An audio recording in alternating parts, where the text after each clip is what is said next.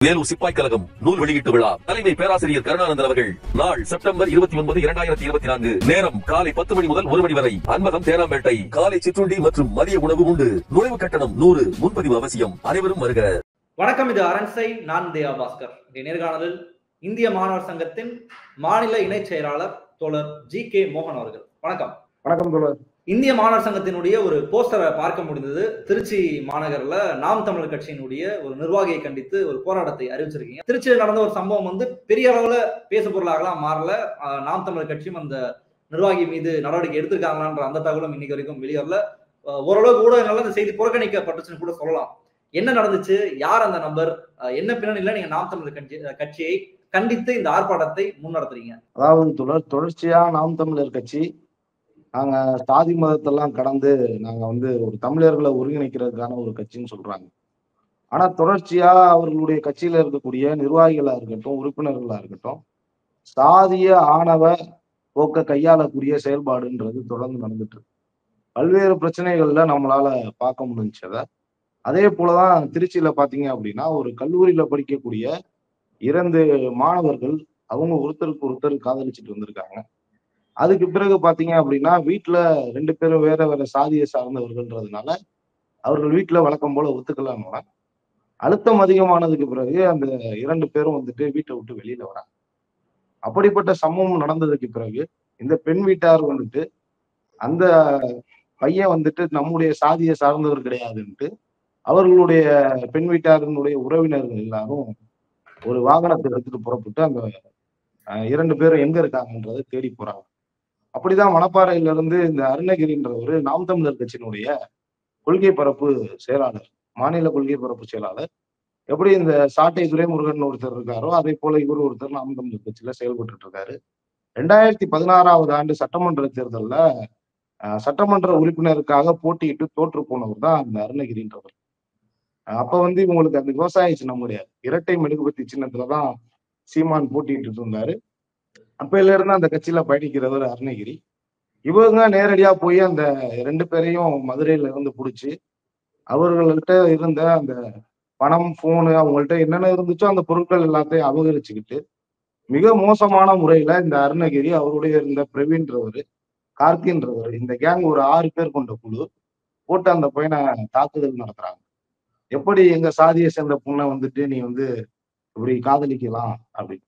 அப்ப நாங்க என்ன கேட்கிறோம், நாம் தமிழர் கட்சி இது ஒரு சாதி கட்சின்னு நீங்க அறிவிச்சுட்டு போக வேண்டியதானே.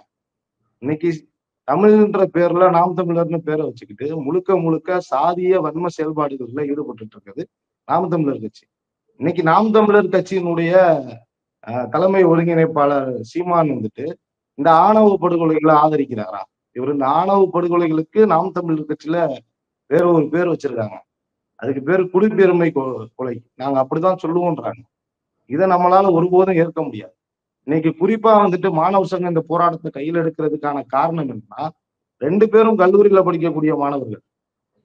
கல்லூரியில படிக்கக்கூடிய மாணவர்கள் அந்த பையனை, அந்த அருணகிரின்றவரு, அவர் தலைமையிலான அந்த குழு போய் அவருடைய ஆணுறுப்புல மிதிச்சிருக்காங்க, மிதிச்சு காயப்படுத்தியிருக்காங்க.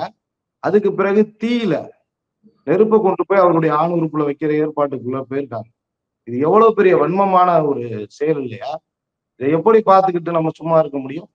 அதனாலதான் இந்திய மாணவர் சங்கம் இவ்வளவு காலம் நாம் தமிழர் கட்சி தமிழர்களுடைய அந்த உணர்வை பயன்படுத்தி தன்னுடைய சாதிய ஆணவங்களை அதுல செலுத்திட்டு இருந்ததை பார்த்துட்டு இருக்க முடியாது. உடனடியா நாம் தமிழர் கட்சிக்கு எதிரான போராட்டத்தை எஸ்எஃப்ஐ முன்னெடுக்கணும்னு சொல்லிட்டு தான் இப்ப அந்த போராட்டத்தை நம்ம அறிவிச்சோம். அதனுடைய போஸ்டரை தான் நீங்க பாத்திருப்பீங்கன்னு நினைக்கிறேன். இப்போ அந்த பாதிக்கப்பட்ட பையன், அந்த ஃபேமிலி ஏதாவது நீங்க சந்திச்சீங்களா? ஏதாவது அந்த சைட்ல உங்களால பார்க்க முடிஞ்சதா? எப்படி? அதாவது நம்ம விசாரிச்ச வரைக்கும் அந்த குடும்பம் மிகப்பெரிய லெவல்ல பாதிக்கப்பட்டிருக்காங்க. அவங்கள அணுகிறதுக்கான முயற்சிகளை எஸ்எஃப்ஐ எடுத்தோம், சந்திக்க முடியல. அவர் ஒரு கல்லூரியில, தனியார் கல்லூரியில படிக்கக்கூடிய ஒரு மாணவர். அதே கல்லூரியில தான் அந்த பெண்ணும் மாணவியும் படிச்சுட்டு இருக்காங்க. முயற்சிகள் எடுத்தோம். அவங்களுடைய மனநிலை வேற மாதிரி இருக்கு.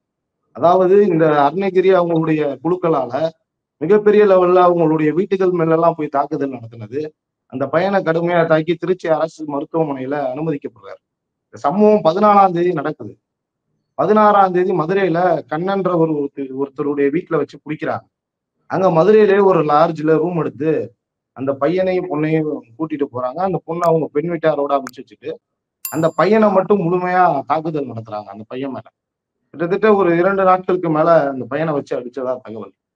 அப்ப இந்த நாம் தமிழர் கட்சியினுடைய கொள்கை பரப்பு செயலாளர் என்ன கேட்கிறோம்னா, பொதுவா இந்த நாம் தமிழர் கட்சியினுடைய நிர்வாகிகளை பார்த்து கேட்கிறோம். நீங்க அப்படி என்ன சமுதாயத்துல சாதிச்சிட்டீங்க? நீங்க இந்த மக்களுக்காக என்ன போராட்டத்தை நீங்க முன்னெடுத்துட்டீங்க?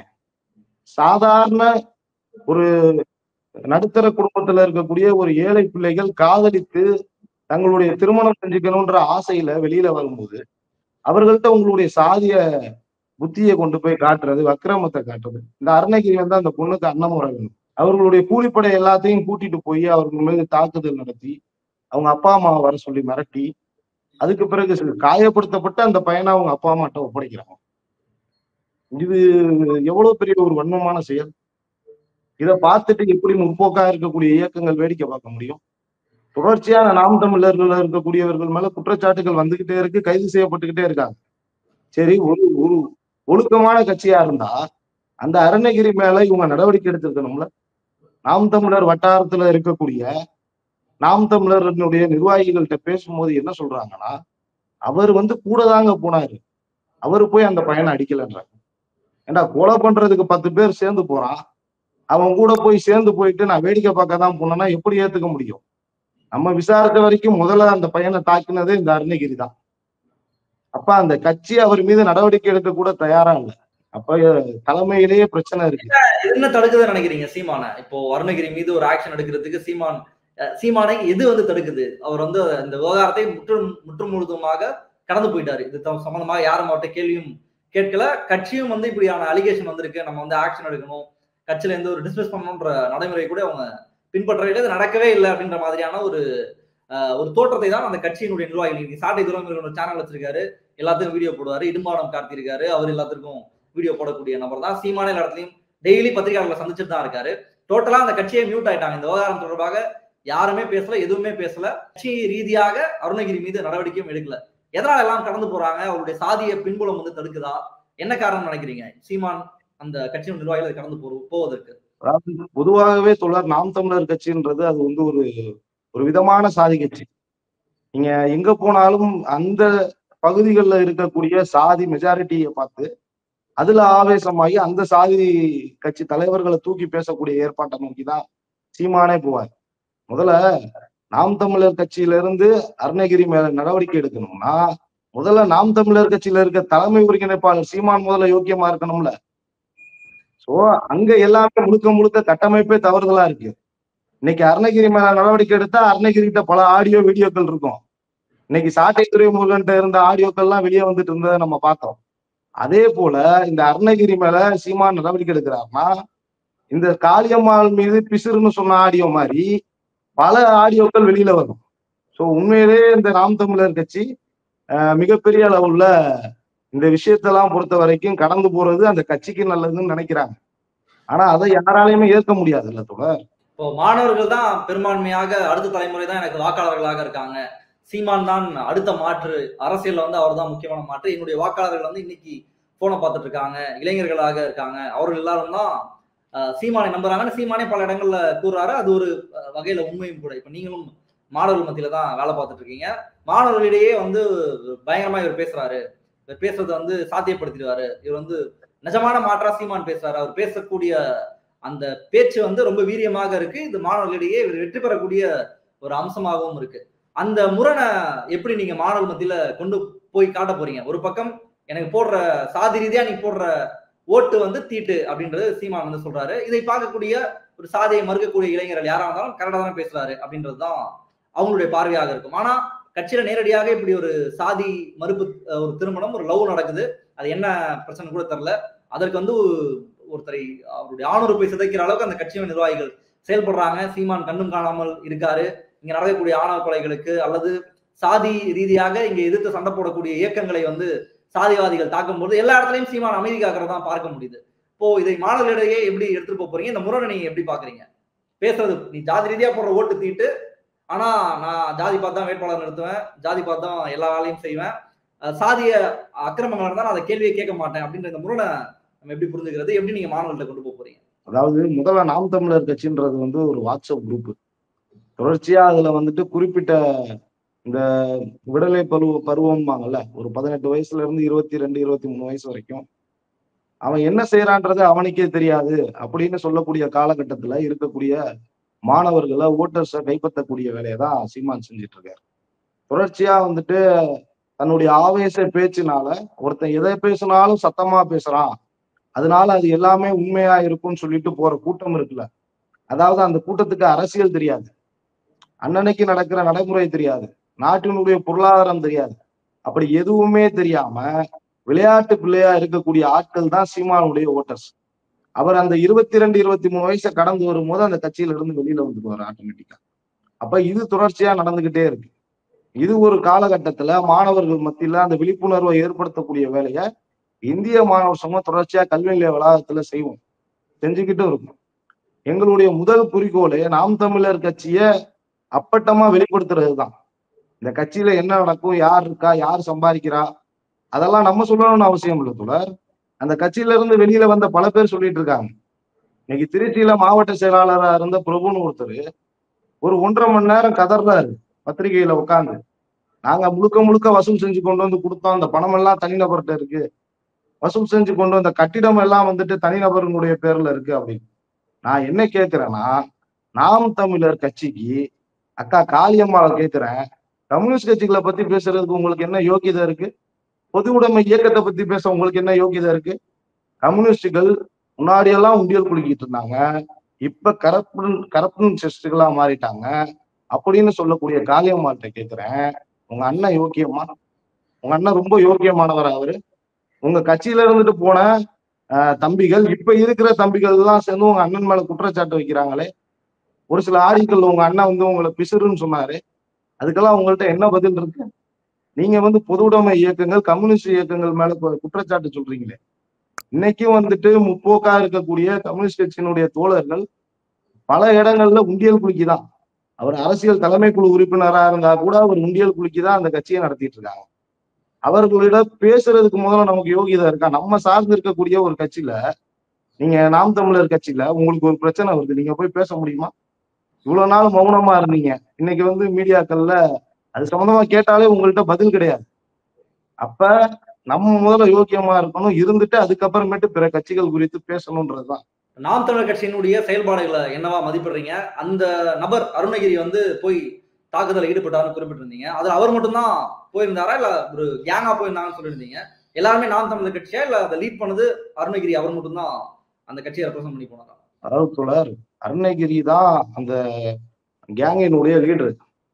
அந்த அதுல ஒரு சில நாம் தமிழர் கட்சியை சார்ந்தவர்களும் இருக்கலாம். இவர் வந்து மாநில கொள்கை பரப்பு செயலாளர்ன்றதுனால வெளியில தெரிஞ்சிருச்சு. அப்ப இன்னும் அவர்களை போய் அலசி ஆராயும் போது யார் யார் போனாங்கன்றதெல்லாம் தெரிஞ்சிடும். இது ஒண்ணும் நாம் தமிழர் கட்சிக்கு புதுசு கிடையாது தோழர். ஒரு கேங்கா போய் ஒருத்தரை மிரட்டுறது, அகற்றுறது, உதைக்கிறது எல்லாம் புதுசு கிடையாது. இவனுங்களை ஏதாவது எதிர்த்து கேள்வி கேட்டோம்னா ஒரு அடியா 10 பேரை கூட்டிட்டு வீட்டுக்கு வந்துருவாங்க. இதுதான் நாம் தமிழர் கட்சியினுடைய வழக்கம். இவ்வளவு காலமா நாம் தமிழர் கட்சி அப்படித்தான் செயல்பட்டு இருந்துச்சு. இங்க திருச்சியிலேயே கூட சாட்டை துரைமுருகன் வந்துட்டு அவருடைய நாம் தமிழர் கட்சியினுடைய நிர்வாகிகளை கூட்டிட்டு போய் ஒரு கார் பற்ற வச்சிருக்க ஒருத்தரை போய் மிரட்டினதெல்லாம் இருக்கு. அதுலயும் அவர் மேல வழக்கு பதியப்பட்டிருக்கு. இது தொடர்ச்சியா அந்தந்த மாவட்டங்கள்ல நிர்வாகியா இருக்கக்கூடிய நாம் தமிழர் கட்சியை சேர்ந்தவங்க கையாளக்கூடிய முறை. இது அரசு தான் இப்ப கொஞ்சம் வேகமா அரசு நடவடிக்கை எடுத்துட்டு இருக்கு, காவல்துறை செயல்பட்டு இருக்கதான் நம்ம பாக்குறோம். ஆனா இது நீதித்துறை வந்து இவர்கள் மீது கடுமையான தண்டனைன்றது வழங்கும். தொடர்ச்சியா நீதிமன்றங்களுக்கு வந்து போறதை பாக்குறோம். நாம் தமிழர் கட்சியை சேர்ந்தவங்க யாரும் போராட்ட வழக்குல எல்லாம் பெருசா வரல. எல்லாரும் இந்த மாதிரி கிரிமினல் பேக்ரவுண்ட்ல கிரிமினல் அஃபென்ஸ் பண்ணிட்டு வரக்கூடிய ஆட்களா தான் இருக்காங்கன்றதுதான். இறுதியா ஒரு கேள்வி. இப்போ ஏற்கனவே ஒருத்தர் வந்து கிருஷ்ணகிரியில ஒருத்தர் சிக்கினார், ஒரு பீடோ ஃபைல் ஒருத்தர். நான் வந்து என்சிசி கேம்ப் நடத்துறேன்னு சொல்லி சின்ன குழந்தைங்கிட்ட வந்து தப்பா நடந்து அவர் மீது வழக்கு போட்டு அப்புறம் அதுக்கப்புறம் அவர் மரணம் அடைஞ்சிட்டாரு. இப்ப அவருடைய பிரச்சனை எப்படி அணுகப்பட்டது அப்படின்னா, அவரை கட்சியில இருந்து உடனடியாக நாம் தமிழர் வந்து நீக்கினாங்க. என்ன சீமான் தொடர்ச்சியாக மேடைகள்ல பேசினார் அப்படின்னா, இந்த மாதிரியான பாலியல் குற்றங்கள் நடக்குது அப்படின்னா உடனடியாக நம்ம வந்து அதுக்கு மரண தண்டனை விதிக்கணும், இல்ல ஒரு கேபிட்டல் பனிஷ்மெண்ட் வந்து நம்ம கொடுக்கணும் அப்படின்ற கருத்து தான் எல்லா இடத்துலயும் சொல்லுவாரு. இப்போ என்னோட பொண்ணை நீ வந்து தொட்டுட்ட அப்படின்னா திரும்ப நாங்க வந்து பையனை வந்து நாங்க வந்து தூக்கில போடுவோம், சுட்டு கொண்டுருவோம் அப்படின்ற மாதிரி பல வீராவசமாக மேடையில பேசுறதை பார்க்க முடியுது. பட் ரியாலிட்டியில அப்படி ஒரு பிரச்சனை நடக்கும் பொழுது நாம் தமிழர் கட்சியினுடைய நிர்வாகி சம்பந்தப்பட்டிருக்கும் பொழுது அப்படியே அந்த விவகாரத்தை கடந்து போயிட்டாங்க. ஜஸ்ட் ஒரு பொலிட்டிக்கல் பார்ட்டியால என்ன பண்ண முடியுமோ அதான் பண்ண வர கட்சியில இருந்து டிஸ்கஸ் பண்ணியிருந்தாங்க. இன்னைக்கு இப்படியான ஒரு விவகாரம் நடக்குது. அவர் வெளிப்படையாக யுவராஜுக்கு தண்டனை கிடைப்பதற்கு எவ்வளவு பேர் உழைக்க வேண்டியது இருந்ததுன்றதை நம்ம இந்த சமூகத்துல நம்ம எல்லாருமே பார்த்துட்டே தான் இருந்தோம். அருணகிரி சொல்ற விவகாரமும் அதோட எக்ஸ்ட்ரீம் அப்படின்றதுதான் கோகுல்ராஜனுடைய கொலை வழக்கு. அவரும் இந்த மாதிரி தான் பையனை கூட்டு போய் தாக்குனாரு, கடைசியா எக்ஸ்ட்ரீமா போய் கொலை பண்ணிட்டாரு, இவர் பண்ணாம விட்டுருக்காரு, அவ்வளவுதான் வித்தியாசம். பட் இவ்வளவு மோசமான சம்பவம் நடந்திருக்கு, எதுவுமே எந்த பிரச்சனையும் இல்ல, அது அந்த கட்சியை டிஸ்டர்பே பண்ணல அப்படின்னும் பொழுது இந்த தலைமையை நம்ம என்னவா புரிஞ்சுக்கலாம்? தலைமையை எப்படி புரிஞ்சுக்கிறதுனா, சீமான் முதல்ல ஊருக்கு உபதேசம் சொல்ல வேணாம், தன்னுடைய கட்சியில இருக்கக்கூடிய தம்பிகளை சரி பண்ற வேலையை பார்க்கணும். முதல்ல அங்க இருந்துதான் பிரச்சனை ஆரம்பிக்குது. நீங்க தொடர்ச்சியா இந்த கஞ்சா கடத்துறவனா இருக்கட்டும், கள்ளச்சாரம் விற்கிறவனா இருக்கட்டும், இந்த பெண்கள்கிட்ட சிறுமிகள்கிட்ட பாலியல் சீண்டல் செய்யறவனா இருக்கட்டும், ரவுடிசம் பண்றவனா இருக்கட்டும், இவன் எல்லாமே நாம் தமிழர் கட்சியில இருக்காங்க. எல்லா குற்றவாளியும் உங்க கட்சிக்குள்ள வச்சுக்கிட்டு நீங்க யாருக்கு போய் உபதேசம் சொல்ல போறீங்க? யாருக்கு அறிவுரை சொல்ல போறீங்க? மேடை மேடையா பேசுறீங்க, யாருக்கு பேசுறீங்க? முதல்ல கட்சிக்குள்ள இருக்க உங்களுடைய நிர்வாகிகள் ஒழுக்கமா இருக்கணும்ல. பெண் சார்ந்தோ இல்ல குற்றச்சம்பவங்கள்ல ஈடுபடாம இருந்தாங்கன்னா நீங்க பேசுறது சரி, அக்செப்டட், சூப்பர்னு நம்மளும் சேர்ந்து கைத்தட்டலாம். ஆனா எல்லா குற்ற செயல்களில் ஈடுபடுறவர்களையும் கட்சிக்குள்ள வச்சுக்கிட்டு நீங்க இப்படி நான் தான் யோக்கியன்னு பேசுறதெல்லாம் ஒருபோதும் ஏத்துக்க மாட்டாங்க. மக்கள் ஏத்துக்க மாட்டாங்க, மாணவர்களும் ஏத்துக்க மாட்டாங்க. நீங்க இன்னும் பாருங்க, இன்னும் போக போக வரக்கூடிய தேர்தல்கள்ல நாம் தமிழர் என்ன பாடுபடுதுன்றத ஊடகங்கள் நீங்க பாருங்க. ரொம்ப நன்றி தோழர், பல முக்கியமான விஷயங்களை தெரிவிச்சிருக்கீங்க. உங்களுடைய போராட்டம் வெற்றி பெற வாழ்த்துக்கள். இந்த நிகழ்ச்சியில கலந்து உங்களுடைய கருத்துரை பண்பைக்கு ரொம்ப ரொம்ப நன்றி. நன்றி தோழர். அரண்சை நண்பர்களுக்கு வணக்கம். அரண்சை ஊடகம் சுயேட்சையாக இயங்குவதற்காகவே உருவாக்கப்பட்டது. நாம் செய்கிற வேலை உண்மையிலேயே மக்களுக்காக செய்கிறோம் என்பதை நீங்கள் நம்பினால், வாய்ப்பு இருந்தால் இந்த ரேசர் பே கியூஆர் கோடுக்குள்ளே நீங்கள் அதை ஸ்கேன் பண்ணி எங்களுக்கு உங்களால் இயன்றதை விருப்பம் இருந்தால் ஆதரவு தெரிவிக்கலாம்.